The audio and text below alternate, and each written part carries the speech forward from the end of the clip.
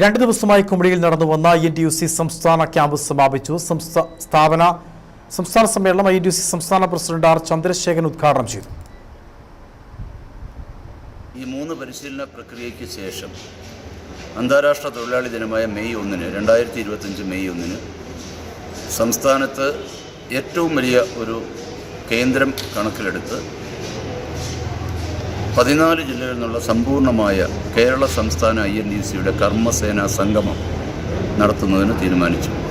വരുന്ന 90 ദിവസത്തിനകം INTUCയുടെ 1,30,000 കർമ്മസേനാംഗങ്ങളെ മെയ് 1-ന് അണിനിർത്തുമെന്ന് ചന്ദ്രശേഖരൻ പറഞ്ഞു.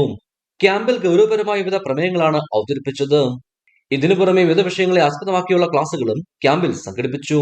സമാപന സമ്മേളനത്തിൽ നേതാക്കളായ AK Mani, PJ Joy, VJ Joseph, Philip Joseph, Malayalapuzha Jyothish Kumar, PR Ayyappan, Cyriac Thomas, Raja Mattukaran, Karthik Sasi, PK Rajan, KM Siddique തുടങ്ങിയവർ പങ്കെടുത്തു. ഇടുക്കി വിഷൻ, കുമളി.